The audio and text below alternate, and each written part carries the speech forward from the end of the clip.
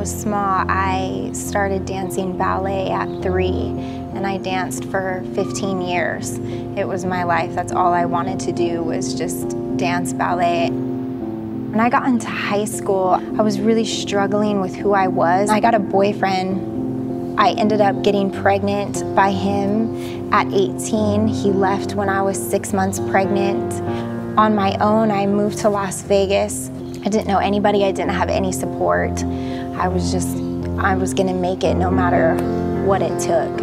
I was trying to get a job. It was really hard. I didn't have anyone to watch my son. I was going like to interview, and I decided to get a job working at a strip club, being completely naive of that entire lifestyle, but I felt like this is what I have to do just temporarily until I can get another job. And I was making a lot of money. I was taking care of me and my son. A couple months into it, I met a man who I thought was the answer to all my dreams. Like, he's like, stop working at the club, I'll take care of you and your son, you're amazing, this whole thing. And I'm like, oh my gosh, I made it, like I did it. That classic story of like, it's gonna be amazing now.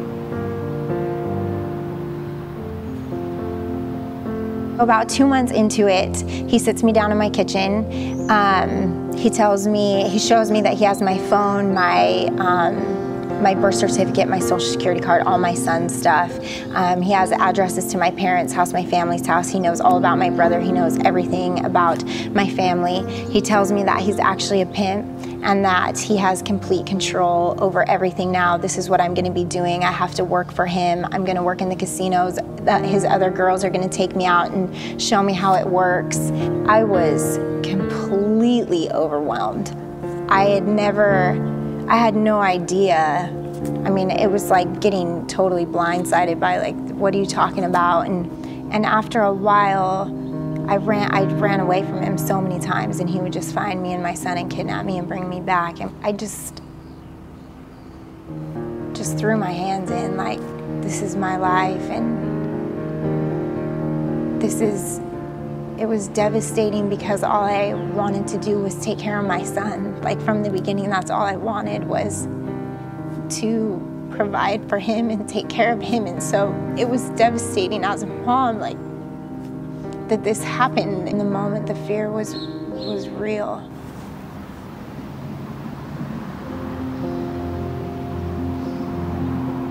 So another thing that his family was involved in for a long time was identity theft and fraud and stolen credit cards, all that kind of crime. They decided to start doing that again, and it was the same kind of thing, like, this is what we're doing, you're going in these stores. It was the same threats, like I had no choice again. So we were in St. Louis, and we went around all day going to the different stores. We went back to the hotel room at night. I remember perfectly like it was yesterday. It was pouring rain.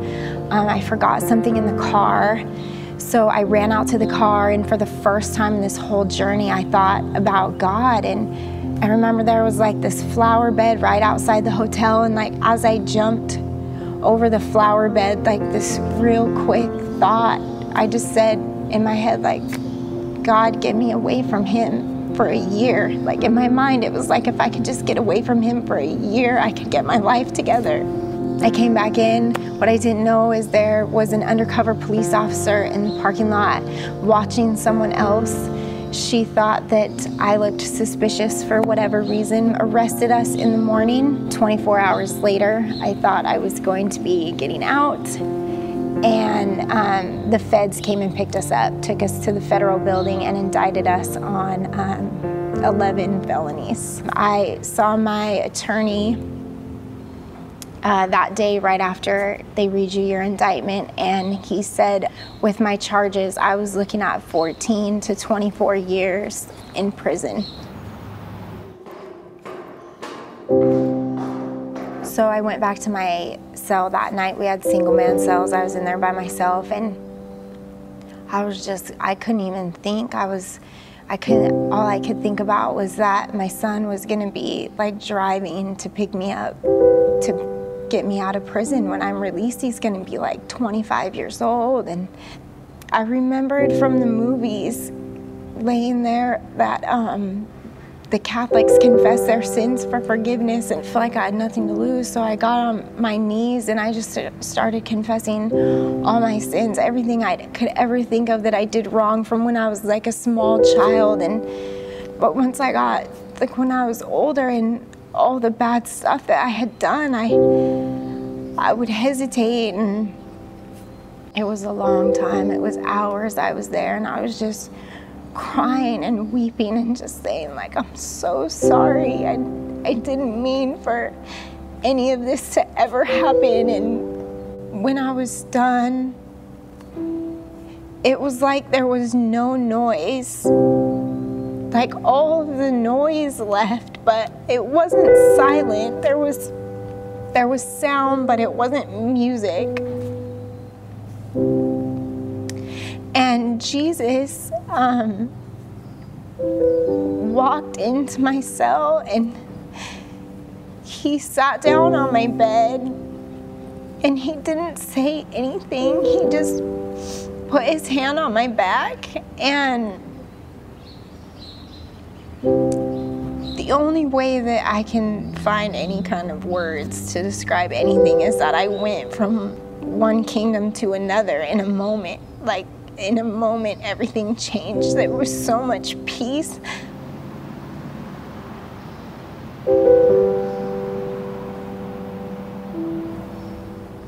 I just remember waking up in the morning and all I could think about was God. And I went down, I got a Bible.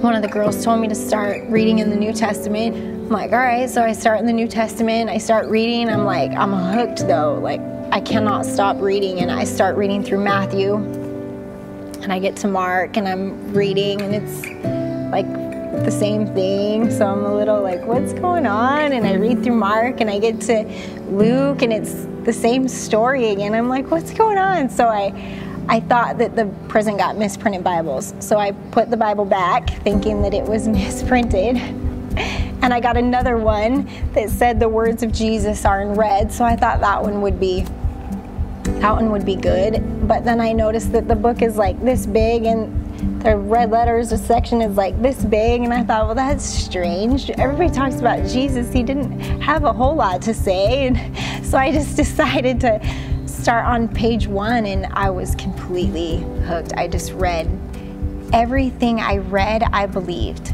So when it was like, you're wonderfully, beautifully made, I didn't ever question that. It was like, oh sweet, I'm totally beautiful to God.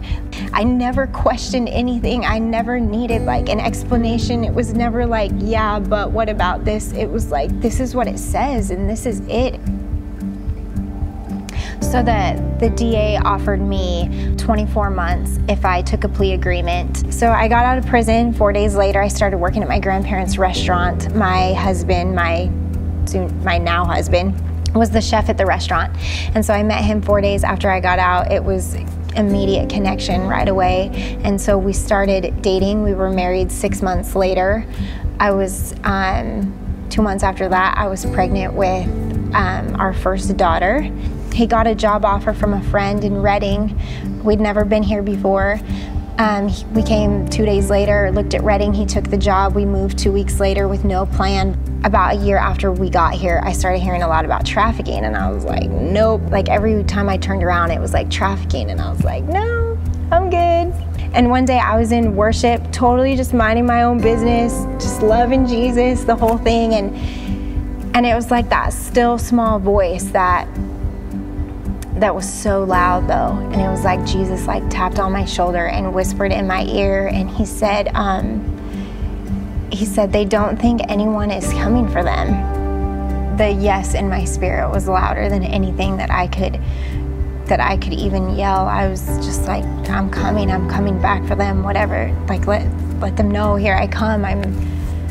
I was all in at that point. And about a week after that encounter in worship, I meet a lady at the grocery store in the produce section, and we connect.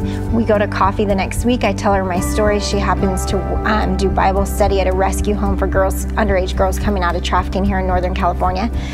So she takes me up there.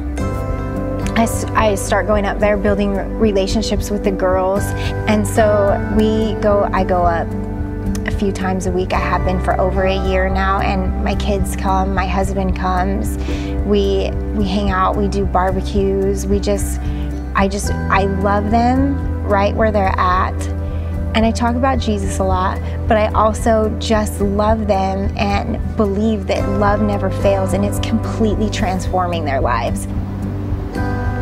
Looking at my own life, the biggest miracle that God has done for me is giving me a family. Like, we mow the lawn and have family game night and this whole thing. And just as important as it is for me to eradicate trafficking, it's more important to me to make sure that my family, my children grow up in the perfect family that God created. That my children are always equipped with what they need to live a full life, to live their dreams, to just grow up with a relationship with God. And if that's all I do, that's enough. If that's all I do in my life, that is success for me.